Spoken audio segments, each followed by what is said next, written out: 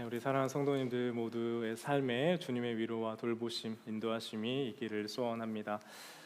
네, 한국의 속담 중에 여러분 잘 아는 그 친구 따라 어디 가요? 강남 간다고 하는 말 있죠. 그게 그 한국 서울의 강남이 아니고 양쯔강 강 남쪽을 의미하는 말이에요. 여러분은 친구 따라서 어디까지 가보셨어요? 프랑스까지 가보셨어요? 어우, 대단한 분이 나타나셨네요. 우리가 프랑스까지 가보셨대요. 저도 근데 친구 따라 대단하게 가본 데가 있는데 바로 미국입니다.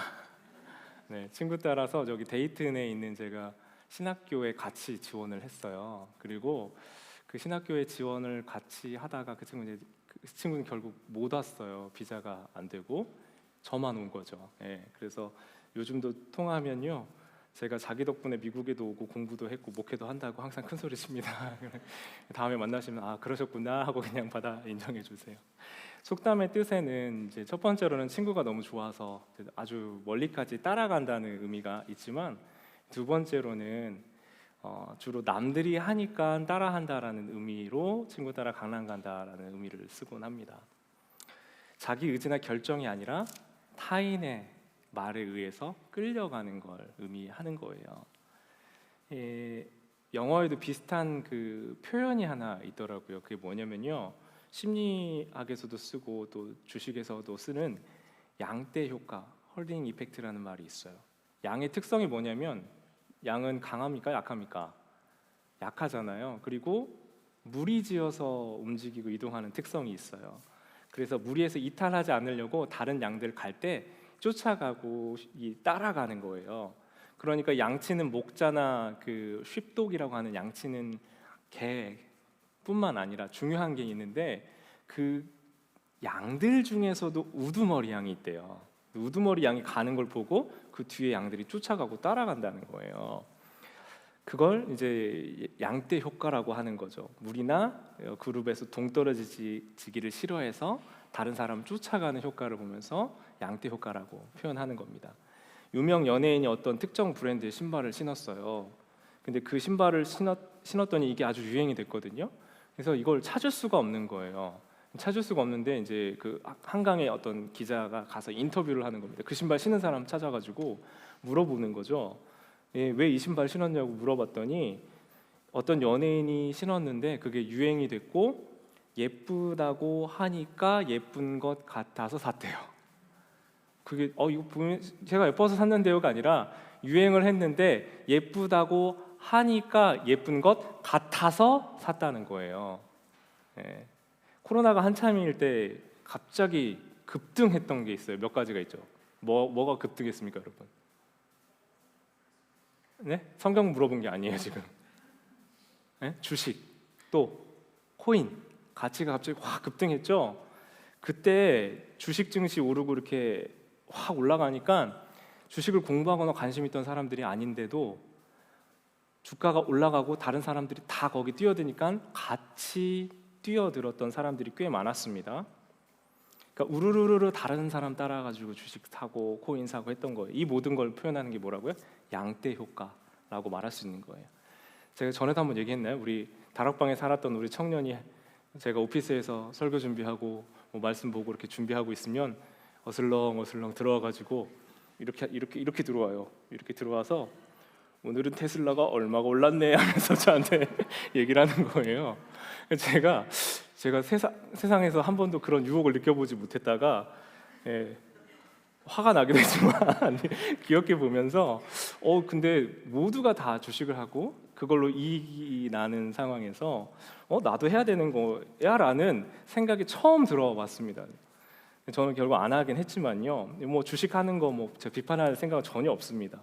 그런데 안 하면 손해인 것 같아서 내 의지와 관계없이 하신 분들도 혹시 계실지 모르겠어요. 네. 우리가 생각하는 그 어쩔 수 없이 남들을 따라서 하게 되는 경우가 많은 분들은 보면요, 잘 보세요. 우리가 생각하는 이 좋음이라고 하는, 옳음이라고 하는 기준이 명확하지 않기 때문에 그래요. 그래서 다른 사람들이 선택할 때 함께 따라가는 것이 손해보지 않는 최선이라고 생각하는 거죠. 그래서 삶을, 그것들을 통해서 우리의 삶이 부유해질 수 있다라고 생각하게 돼요. 그러니까 옳음과 좋음의 기준이 없이 그래도 다 가는 길 따라가면 그래도 손해보지 않을 것이다 라고 생각하는 거죠. 특별히 어디서부터 이렇게 단주가 잘못 끼워져 있냐면요, 아까 말씀드렸던 것처럼 부유함을 쫓는 거예요. 우리 삶의 기준이 인생의 풍성함이 아니라 부유함을 쫓다 보니 남들이 타인이 가진 그 부유함을 따라서 얻고 싶어 한다라는 겁니다. 이사야 53장 6절 말씀인데요, 한번 같이 보시겠어요? 함께 한 목소리로 읽겠습니다. 시작.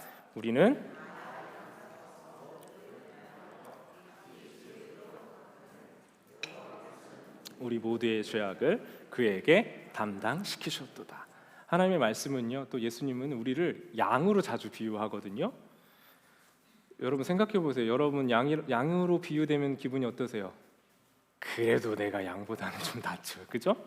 예? 양보다는 내가 그래도 좀 머리도 똑똑하고 시력도 좋고 생각하시겠지만, 사실 우리도 인생길을 알지 못하고 헤매이고 우리 스스로 판단하고 생각하고 분별할 자각이 별로 없어요.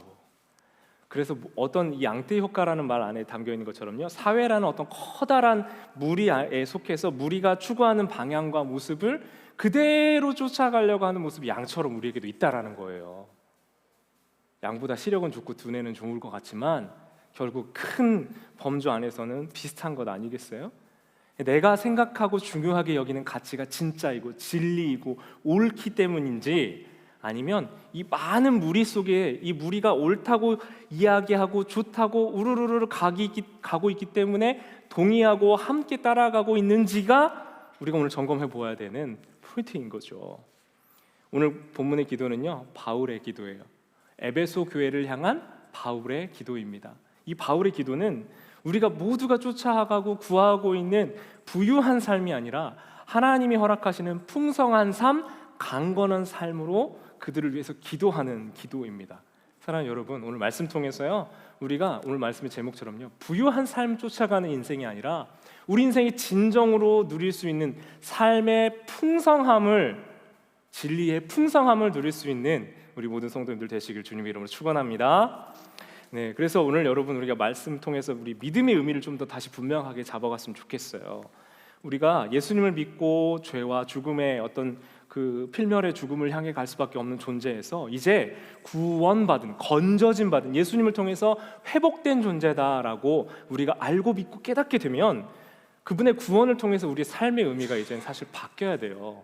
근데 결정적으로 우리가 뭐가 바뀌게 되냐면요, 우리 눈에 보이는 이 세상에 지금 눈에 보이는 물질 세계와 이 현 삶의 모습만이 전부가 아니다라는 걸 알고 깨닫게 돼야 돼요. 자, 그러니까 말씀을 통해서 진리를 알죠. 진리를 아는 것도 쉽지 않아요. 근데 하나님의 말씀을 우리가 믿어지고 내 걸로 받아들여지고 이것을 아멘으로 내가 받아들인다 했을 때, 여러분, 그 아는 만큼 아는 것도 쉽지 않지만 그 아는 것을 내 삶의 실제가 그것을 살아낼 수 있느냐라는 건 또 다른 문제입니다. 자, 하나 예를 들어볼게요. 아기들 처음 이유식 먹을 때 본 적 있으세요? 아기들 밥 먹을 때, 처음 이유식 먹을 때 어떻게 먹어요? 이렇게 잡고 이렇게 해가지고 이렇게 푸죠. 그 다음에 어디다 넣어요? 볼에다 넣죠. 그 또 어디다 넣어요? 코에다 넣고 얼굴에 뒤집어 쓰고. 자, 이게 어디 들어가야 되는 건 알아요. 어디로 들어가야 돼요? 이게 입으로 들어가야죠. 그건 알거든요. 근데 아기들이 처음 이유식 못 보셨어요? 이렇게 해서 먹을 때 어디로 먹어요? 자꾸 알긴 알아요. 입으로 넣어야 되는 걸 알지만 이 입으로 넣어야 된다는 것과 내 손에 이 힘과 이 통제가 마음대로 됩니까? 안 됩니까? 안 되죠. 그러니까 자꾸 볼에도 묻히고 눈에도 묻히고 막 뒤집어 쓰고 막 난리를 치는 거잖아요. 여러분, 알지만 그것이 아직 그 아이에게 내가 알미 내 삶의 어떤 실제로 일치되지가 않았던 거예요. 실제로 할 수 있는 능력이 없어요. 머리로는 알지만 내가에는 그걸 실행할 능력이 없다. 그게 바로 여러분 미숙함입니다. 미숙함. 그 미숙함 때문에 여러분 어떻게 해요? 부모님이 다 떠먹여줘야 돼요? 어느 시점이 되면서부터 계속 스스로 할 수 있게 훈련도 시키고 알려주고 방향도 잡아주고 계속 격려해서 스스로 할 수 있게 해줘야 됩니다. 계속 연습해야죠. 그 아이가 아는 것과 자기 몸을 실제로 쓰는 것과 이 두 가지가 일치되어 가는 거예요. 가르쳐주고 스스로 훈련하게 할 수 있는 시간과 자람이 필요한 겁니다. 여러분, 성숙과 미숙의 차이는 여기에 있어요. 그러니까 안다고 해서 우리가 다 할 수 있는 게 아니고요. 그 알미 실제로 내 실체가 될 때까지 그 시간이 필요하다는 거예요. 머리로는 다 알고 있는 것 같은데 실제로 알고 있는 나와 실제 내 사이에 간격이 있다는 거예요. 여러분, 그러니까 이 성숙과 미숙의 차이를 여러분 생각해 보면, 예수님을 믿고 하나님의 자녀가 된 사람은요, 이제 다른 삶을 살아야 되고 정말 중요한 인생의 진리의 가치가 있다는 걸 알죠. 알아요. 분명히 압니다. 그런데 이 아는 것을 살아낼 수 있는 능력이 없어요. 알지만 사람들이 우르르 쫓아가거나 옳다고 얘기하는 것, 그 쫓아가지 않아야지, 저게 인생의 참 의미가 아니야 라는 걸 알아요. 저게 진리와 내 인생의 본질과 관계가 없는 일이야 라는 걸 알긴 압니다. 그런데 그걸 살아낼 수 있는 만큼의 힘이 없어요. 그러다 보니까 남들 가는 거 그냥 쫓아가기 바쁜 거예요. 알고 있는 것 같고 내가 그걸 믿고 있는 것 같은데 실제로 내가 이걸 입에 넣어서 먹을 수 있는 힘이 없다는 거예요. 그게 우리의 현실입니다. 알고는 있지만, 말씀을 보고 성경의 진리를 알고는 있는 것 같지만 살아낼 힘이 없다는 거죠. 그것이 우리의 현실이고 현 위치입니다. 신앙생활을 하는 건 뭐냐면, 우리가 알게 된 진리와 우리의 현실 사이의 격차를 느끼면서 이걸 좁혀가며 살아가는 거예요. 그러니까 알면 다 되는 게 아니라 이걸 실제로 살 수 있는 힘을 길러가는 것이 우리 그리스도인들이 해나가는 신앙생활이라는 거예요. 그래서 바울이 이렇게 기도합니다. 3장 16절 말씀이에요. 같이 읽습니다. 시작. 그의 영광의 풍성함을 따라 그의 성령으로 말미암아 너희 속사람을 능력으로 강건하게 하시오며. 여러분, 우리 그리스도인들이 우리 자신을 점검하고 이렇게 봤을 때, 내 속사람의 상태를 점검하고 봤을 때 나는 하나님의 뜻을 담대히 살아내고 살 수 있는가에 대한 점검이 늘 필요한데요, 우리가 연약하고 나는 원래 못하지, 내가 할 수 없지 하기 때문에 포기해버리는 것이 아니라, 우리의 연약함만 의지하며 사는 게 아니라 내 속사람을 강건하게 하시는 하나님이 나를 도우실 때 나는 하나님의 도우심을 따라 살 수 있다고 믿는 게 믿음이죠. 그죠? 그래서 알고 있는 내가, 좀 어려워요? 따라오고 계시죠? 아니에요? 자, 그럼 다시 처음부터 다시 할까요? 내가 알고 있는 것과 내가 살고 있는 것 사이의 격차가 계속 있는데 그 현실 사이의 격차가 있을 수밖에 없잖아요. 그죠? 근데 이 격차가 좁혀져야 될 거 아니에요. 이때 필요한 게 뭐예요? 그 믿음이라는 거예요. 네. 보이세요?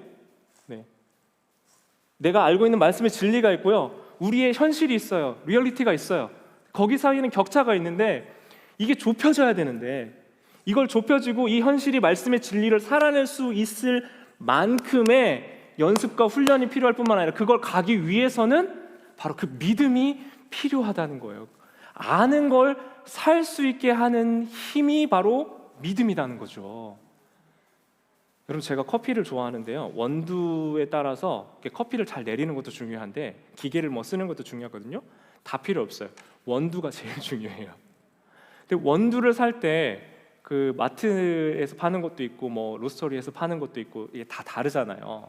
근데 분명히 비슷하고 생긴 거 비슷한데 가격 차이가 굉장히 많이 나거든요. 근데 그 비싼 원두를 한 번씩 살 때가 있잖아요. 그러면 무조건 양만 많은 원두보다 조금 더 정성스럽게 만든 원두가 맛이 있다라고 생각하고 그 대가를 지불합니다. 자, 여기서 하나의 원리만 보세요. 내가 이것이 더 맛있다고 하는 걸 경험적으로 알아요. 그리고 이것을 지불할 가치가 있다는 걸 알아요. 그리고 그것을 내가 믿고 있기 때문에 그것의 가치를 지불하고 이걸 사는 거예요. 내가 이만큼의 믿음이 없고 이거에 대해서 경험이 없으면요, 내가 커피만 이거 이렇게 마시고 저렇게 마셔도 똑같은데 이거 비싼 거 살 이유가 없지 하고 아주 저렴한 것만 살 거예요. 내 경험과 내 암과 그것에 대한 신뢰가 있을 때 우리는 이 선택을 할 수 있는 거예요. 그러니까 여러분, 믿음의 선택을 한다는 것은요, 우리가 계속해서 훈련하고 말씀의 기준이 우리에게 있고 그 기준을 따라서 살 수 있는 힘이 생기는 것, 바로 그것을 믿음이 있다라고 표현한다라는 겁니다. 신앙적인 결단과 선택이 옳다라고 믿고 있는데 그 믿음을 선택할 수 있는 힘인 믿음이 우리에게 있어야 된다는 거예요. 그래서 믿음을 따르는 삶, 그 믿음에 따른 삶, 믿고 경험하고 결단하는 과정 속에서 우리가 성숙해져 가는 거죠. 오래 참고, 누가 몰라요? 오래 참고 온유하고 성내지 않는 것이 사랑의 원리라는 거 알죠? 압니다. 근데 그 화가 날 때 화를 내는 내 자신의 그 현실 있잖아요. 화를 안 내야 되는데 화가 나고 분노하고 마음이 좁은 내 현실이 있습니다. 그 현실에서 내가 아는 거예요. 사랑의 가치, 하나님이 날 사랑하시는 그 의미, 그리고 내가 그것을 실현하기 위해서 품고 이해하고 기다려주며 살아가는 만큼의 시간이 필요하잖아요. 그만큼을 해나갈 수 있는, 그것이 옳다, 그것이 나를 향한 하나님의 부르심이다라고 믿는 것이 바로 믿음이라는 거죠. 그걸 우리는 계속 훈련하고 점검하고 살아가게 되는 거예요. 그래서 여러분, 오늘 바울이 그 에베소 성도들을 위해서 기도할 때 강건하게 해달라고 기도하거든요. 속사람의 능력으로 강건하게 해달라고 얘기해요. 성령님과 함께 강건하게 해달라고 기도합니다. 그 이유는 뭐냐면요, 우리가 그 에베소 성도들이 알게 된 그리스도의 사랑의 기반 위에서 우리가 뿌리를 깊게 내리고, 그 뿌리 내려진 기반 위에서 내가 알고 있는 것과 실제 내가 살고 있는 것이 일치되고 가까워질 수 있도록 우리가 날로 그것을 훈련하고 가까워지며 그리스도의 사랑 안에 거하기를 바울이 그 에베소 성도들을 위해서 기도하고 있었다라는 거예요. 그러니까 사랑하는 여러분, 우리의 삶에서 내가 알고 있는 것과 내가 실제 살아가는 삶의 격차가 있을 수밖에 없다는 거죠. 너무 좌절하고 난 맨날 이것밖에 되지 않아 생각하지만 그 격차가 있고 그 격차를 좁혀가는 것이 바로 믿음의 길이다라는 겁니다. 우리가 저 사람 믿음 참 좋아할 때 오해하고 있는 게 한 가지 있어요. 오해를 합니다. 어떤 오해하냐면요, 그 믿음에 대해 생각할 때 자기 소원이 잘 이루어질 것을 확신하고 끝까지 붙잡고 있는 것을 믿음이라고 생각해요. 다시요, 자기 원하는 것, 자기 소원을 끝까지, 그 소원이 이루어질 거라고 믿는 것이 믿음이라고 생각해요. 내 고집이 센 것과 믿음이 좋은 것은 같지가 않아요. 믿음은 생명과 관련된 일인 거죠. 그래서 하나님의 생명과 진리가 관계없는 일인데 내가 바라고 원하는 소원, 그것이 잘 이루어지는 것이 다 이루어질 거라고 믿는 것은 믿음이라고 하지 않아요. 우리는 하나님께 나의 현실적인 필요를 구할 수 있습니다. 구해야 돼요, 여러분. 구하지 말라는 것이 아니에요. 예수님이 주기도문에서도 오늘 우리에게 일용할 양식 주옵소서 기도하잖아요. 우리도 우리의 필요를 하나님께 구할 수 있어요. 그런데 내가 구하는 모든 것이 내 욕심과 내 뜻대로 이루어질 것이다라고 믿는 것은 믿음이 아니라는 거죠. 그럼 믿음은 뭐에 대해서요? 믿음은 뭐예요? 우리가 가져야 되는 믿음은 하나님이 우리의 아버지시다는 걸 믿는 거예요. 죄로 인해 죽을 수밖에 없고 분리되어서 필멸의 죽음의 존재로 갈 수밖에 없는 우리가 이제 죄와 허물로 죽은 우리를 대신해 예수님이 그 십자가 사건을 통해 살리셨다. 다시 생명과 연결되게 하셨다. 그래서 이제는 우리가 고아와 같이 버림당하지 아니하고 예수님의 생명과 연결되어 하나님의 그 생명과 연결된 존재로 연결됐다라는 것을 믿는 것이 믿음인 줄 믿습니다. 여러분, 그래서 그걸 믿고 우리가 알고 있는, 내가 알고 있는 이 시각과 이 시야와 기준과 진리의 세계들과 이 땅을 살아가는 데 현실들의 그 간격을 좁혀가는 과정이 바로 우리가 믿음의 여정 가운데서 여러분 계속해 나가고 있는 거예요. 그러니까 내가 알고 있다고 내가 아니고요, 내가 그렇게 말하고 있다가 해서 내가 아니라 그 말하고 알고 깨닫고 있는 내가 정말 그렇게 사는 자리에까지 일치되어 가는 과정으로 하나님이 우리를 부르셨는 줄 믿습니다. 하나님의 아버지심을 믿고 내가 이 세상에 속해서 무리와 함께 죽음을 향해 가는 게 아니라 하나님의 약속 자녀, 하나님의 생명 자녀 됐다고 믿는 그 믿음이 우리를 영원한 죽음이 아니라 생명의 자리로 계속해서 인도해 가시는 줄 믿습니다. 사랑하는 성도 여러분, 부유함은요 물질로 채워요. 부유함은 물질로 채우지만 영혼의 풍성은 물질로 채우지 않습니다. 인생이 공허하고 공허하지 않고 풍성함을 누리려면 우리가 알게 된 그 진리의 말씀을 내가 삶에서 살아낼 때 우리는 풍성함을 누려요.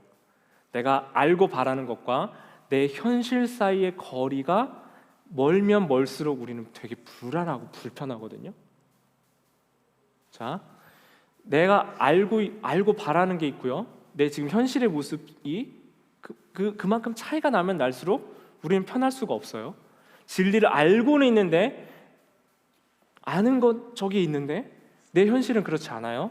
내 현실만 살고 있으면 기쁨이 있거나 견고한 사람일 수가 없어요. 왜요?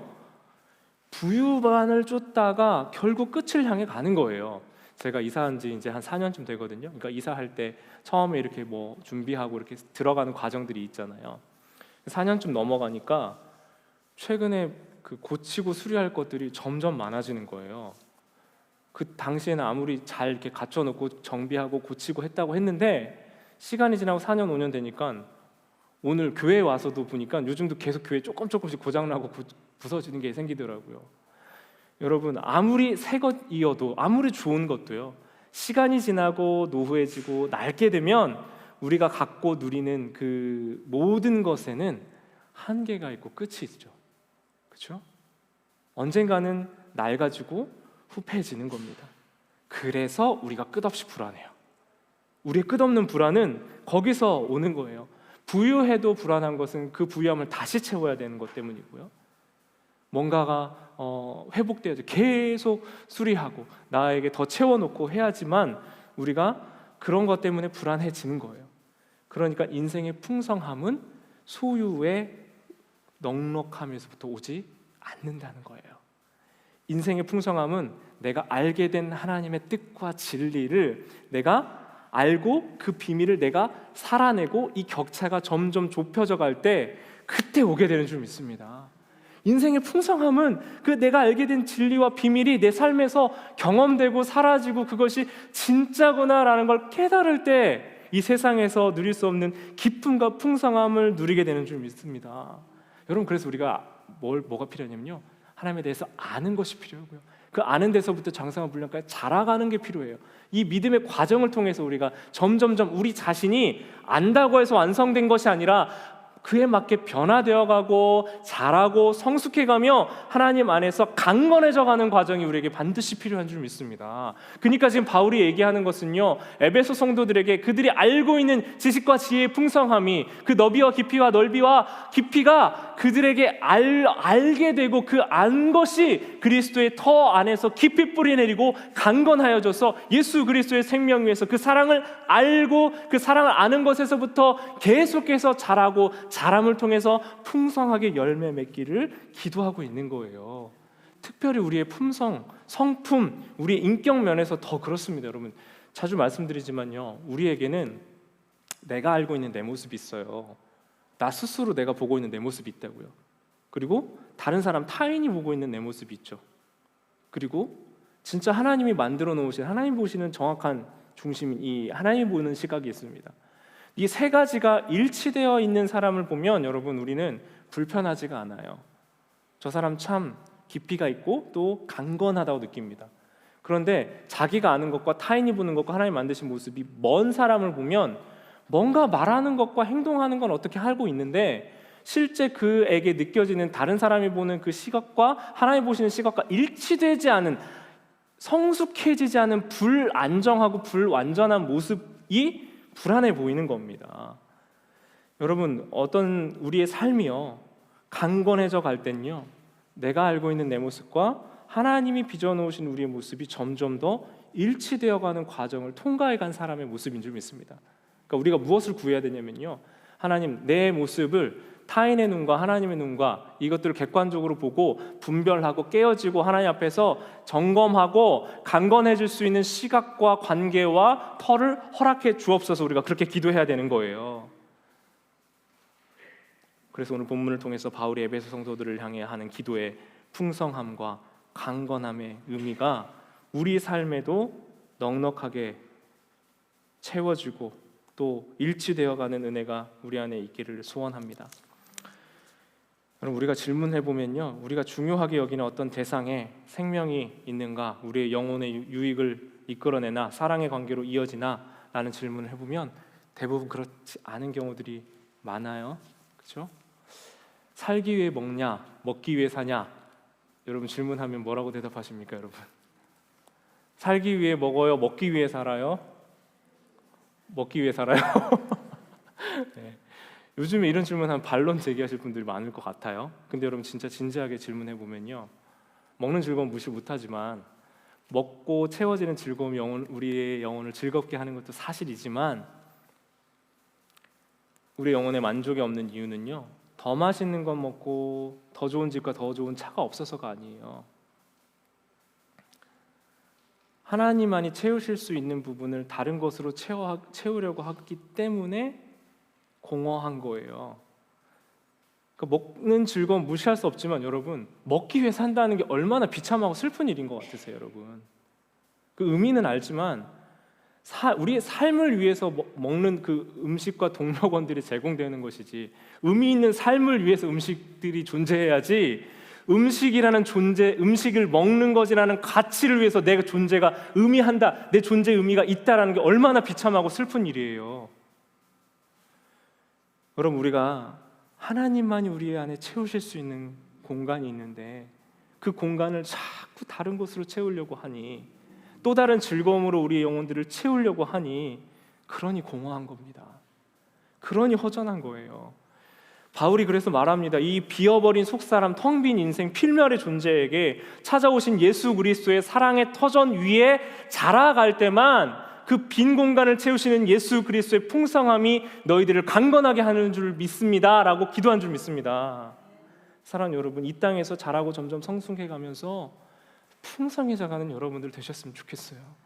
육신은 쇠해져가요. 육신은 점점 힘을 잃고요, 근육도 빠지고요, 연약해져 갑니다. 키도 심지어 줍니다. 그러나 우리의 영혼의 강건함과 우리 인생의 진리를 발견하며 내가 알고 믿는 것과 내 실제가 점점 가까워지는 강건함과 풍성함은 날로 더해질 수 있는 줄 믿습니다. 나 혼자가 전부가 아니고요, 이 세상의 삶만이 전부가 아닙니다. 그래서 그것을 함께 이루어가는 교회 공동체 안에서 그걸 함께 만들어가는 거예요. 세상의 가치와 방식이 통하지 않고 다른 공동체, 다른 가치가 이곳의 중심이 되는 거예요. 하나님 나라의 방식과 진리가 이 안에 있기에 그 가치를 우리가 함께 나누고 그 방식대로 살아가는 연습과 훈련을 하는 곳이 바로 교회인 겁니다. 여러분, 순모임에서 나누어지는 것이요, 여러분 그냥 잘 지냈어? 안녕하세요? 평안했죠? 정도의 수준이 아니라요, 이 진리의 가치, 하나님 나라의 가치, 서로 사랑의 가치, 피차 복종의 원리, 하나님 나라의 이 중심 가치가 우리 그 순과 우리 작은 공동체와 교회 안에서 나누어지는 은혜가 있기를 원합니다. 우리 삶에서 통장 잔고와 소유의 풍성과 풍요를 꿈꿀 수 있지만 그보다 더 중요한 하나님으로 풍성한 인생으로 채워주시는 여러분들 되셨으면 좋겠어요. 예수 그리스도 안에 뿌리가 내려주고 그 터 위에서 자라갈 때 풍성해져 가는 거예요. 물질로 아무리 채우고 싶어도 채워지지 않는, 내 삶의 안정으로 채울 수 없는 풍성함을 이끄시는 그리스도의 생명 안으로 우리가 나아갔으면 좋겠어요. 그 행복한 삶으로, 풍성한 삶으로 하나님이 우리를 부르신 줄 믿습니다.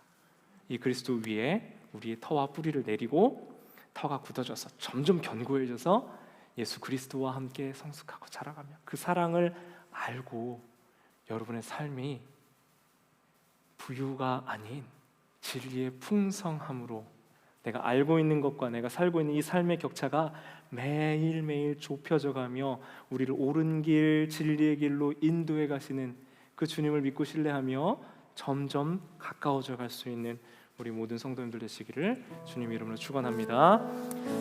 여러분, 우리 하트회 성도님들한테는 얘기를 못했어요. 근데 이 건물을 받고 우리가 열심히 수리를 했잖아요. 그리고 너무 좋아졌는데, 이전보다 많이 좋아졌는데, 제가 한 2년 넘어서부터는 고민이 하나 생겼었습니다. 이게 한번 깨끗하게 유지하고 뭐 페인트하고 이게 문제가 아니라 계속 관리, 유지 보수 관리하는 게 엄청난 일이구나라는 거를 한 2년쯤 지나니까 제가 알았어요. 그래서 여기서 멀지 않은 한 10분 정도 가면요, 블루애쉬에 아주 좋은 교회가 하나 있거든요. 그 교회가 곧 문을 닫는다는 이야기를 들었습니다. 그래서 우리 하트웰 성도님들하고 다 같이, 우리 온 교우들 다 같이 거기로 한 10분 정도 거리밖에 안 되니까 갈 수 있겠다라고 좀 기대를 했어요. 그래서 그 교회에 가서도 뭐 프레젠테이션도 하고 노예에서 가서도 얘기도 하고 했는데 결론만 얘기하면요, 아무 일도 없었어요. 네. 아무 일도 없었어요. 여러분 모르셨잖아요, 그죠? 아무 일도 없었어요. 저만 가서 뭐 열심히 프레젠테이션 만들고, 네, 기도하고 하나님께 여쭙고 그 시간들을 좀 통과해서 보냈어요. 그리고 올해 결국 그 교회는 건물을 팔았습니다. 그리고 이제 몽고메리에 있는 교회와 두 교회가 합해져가지고 새로운 교회가 되고, 그 건물 판 걸로 이제 가지고 그 교회에 이제 나이 많이 드신 성도님밖에 안 남으셔서 건물 유지하고 또 교회 운영하는 데 쓴다고 이렇게 합쳐진 거예요. 아무 일도 없었구나. 근데 더 마음이 아팠던 건 이제 하나님의 교회가 상업지구로 팔렸더라고요. 너무 마음이 아팠어요. 애쓰고 기도하고 마음 썼는데 했던 그 모든 것들이 참 별 의미가 없었나, 잘못된 방향을 구했던 건가라는 생각들도 했습니다. 근데 지난 2주 전 화요일에요, 그때 저희가 이제 만났던 그 교회 세션 리더가 한 명 저희 교회에 방문했어요. 그래서 성탄 선물을 갖다 준다고 했는데, 그래서 제가 문 열어줄 테니까 놓고 가라고 했는데 네, 그럴 게 아니라 체크라는 거죠. 그래서 웬만해서는 그냥 보낼 텐데 무슨 일이지 해서 만났습니다. 만났는데 체크를 주더라고요.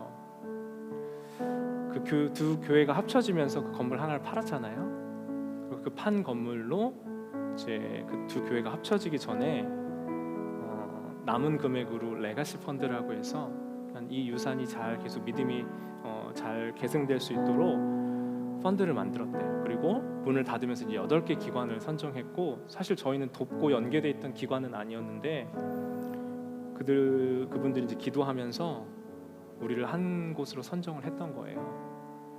그래서 그 체크에 얼마가 들어 있었냐면요, 15,000불이 들어 있었어요. 주보에 헌금 개수 보시고 놀라셨죠? 뭐 오탈자 난줄 아셨죠? 네, 그대로 들어왔습니다. 그 15,000불 체크를 받았던 거죠. 네.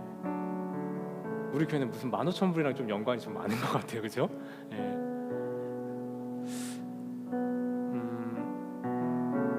전 잘 몰랐어요, 사실 그 의미를.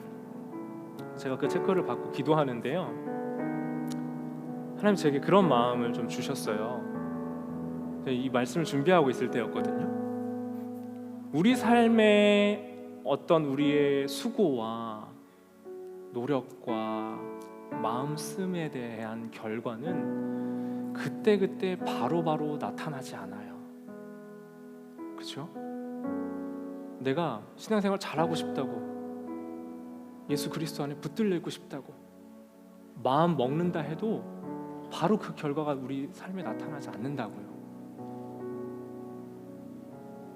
그 어떤 일의 의미는 그 당시 해결되고 발견되지 않고 한참 시간이 흐르고 나서 확인될 때가 많아요. 저에게 그런 마음이 들었어요.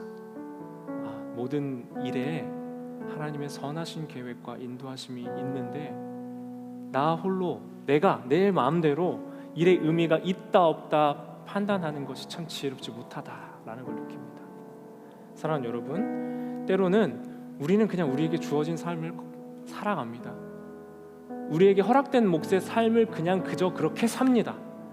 때로는 내 삶을 보면 내 삶의 이상과 내가 알고 있는 믿음과 내 삶의 현실을 비교해 보면 너무 비참하고 한심해서 그냥 오늘 그저 그렇게 살아가는 것 말고는 할 수 있는 게 없을 때가 너무 많아요. 그런데 그 한 걸음 한 걸음의 의미는 내가 정하지 않아요. 그 의미는 시간이 지날 때 하나님께서 알게 하시고 깨닫게 해주시는 거예요. 우리 교회 공동체가 하나님의 사랑의 공동체, 풍성한 공동체로 그저 우리에게 주어진 몫을 그저 걸어가라는 의미를 제가 받아요. 하나님이 하시고 하나님이 아신다. 그리스도 안에서의 그 풍성함을 발견해가는 공동체의 태도로 하나님 우리를 부르시는 거예요. 그리스도 안에서의 풍성함을 발견하는 공동체. 그래서 우리가 이곳에 우리 이 하트웰에 우리 교회가 있으면서 그리스도의 풍성함을 발견하며 성숙해가는 공동체로 우리를 이곳에 두시고 이곳에 살게 하시고 이곳에서 예배하게 하신 줄 믿습니다. 그걸 발견하고 났더니요, 여러분 너무 풍성해지는 거예요. 마음이 체크 15,000불이 와서 풍성해진 게 아니고요, 물론 그것도 도움이 되지만 그게 아니라 그 풍성과 관계없는 그리스도의 사랑의 넉넉함과 풍성함이 제 마음을 가득 채우는 줄 믿습니다. 그러니까 여러분 삶에서 이걸 발견하셔야 돼요. 우리에게 어떤 신경이 하나가 활성화되면요, 그러면 그것들을 잘 발견하게 된대요. 제가 그 얘기 드렸죠, 예전에. 아내가 임신하니까 주변에 온통 임신한 사람밖에 안 보인다고. 왜 그러냐면 내 감각과 지각 속에 그 부분이 활성화돼서 그렇다는 거예요. 그러면 어떤 자극과 신경이 활성화되면서 이전까지 발견하지 못했고 확인되지 못했던 그 모든 것들이 발견되고 삶이 굉장히 풍성해진대요. 같은 것을 보고 듣고 살아가고 있지만 우리 주님께서 우리에게 주신 은혜의 풍성함을 우리 너무 많이 놓치고 잃어버려요. 여러분을 향한 하나님의 사랑, 예수 그리스도의 생명의 풍성함, 오늘도 우리에게 말씀하시고 우리를 부르시고 그 생명의 자리로 나오게 인도해 가시며 우리를 그리스도를 아는 데까지, 우리를 믿음과 진리의 세상으로 하나님 인도해 가시고 붙잡아 주시는 그 하나님의 넉넉하심과 풍성하심을 너무 많이 잃어버렸다면 이 시간 오늘 우리의 말씀 이 강건하게 하시고 풍성하게 해달라는 바울의 기도를 통해 우리 영혼의 풍성함과 강건함을 되찾으시는 여러분들 되시기를 축원합니다. 오늘 시간 같이 기도하면서 여러분, 내 생각보다 크신, 내 생각보다 가늠할 수 없고 나의 지혜로 측량할 수 없는 그 하나님 의지하며 나아가면 좋겠습니다. 여러분 삶에 이미 참 많은 것들 주셨거든요. 발견하지 못하고 깨닫지 못하고 분별하지 못하며 그냥 그저 그렇게 별 볼 일 없는 내 삶이다, 인생이다라고 걸어가고 있는 여러분이셨다면 이 시간 하나님이 여러분을 부르시고 여러분을 존귀한 하나님의 자녀라 말씀하시는 것을 기억하시길 원합니다. 날 부르신 우리 하나님의 뜻이 내 생각보다 크고 여러분을 향한 하나님의 계획이 우리의 지혜로 측량할 수 없게 크시며 우리를 가장 좋은 길과 완전한 길로 우리를 이끌어 가시는 줄 믿습니다. 우리 같이 함께 합심해서 우리 주님 의지하며 기도하겠습니다. 기도합니다. 하나님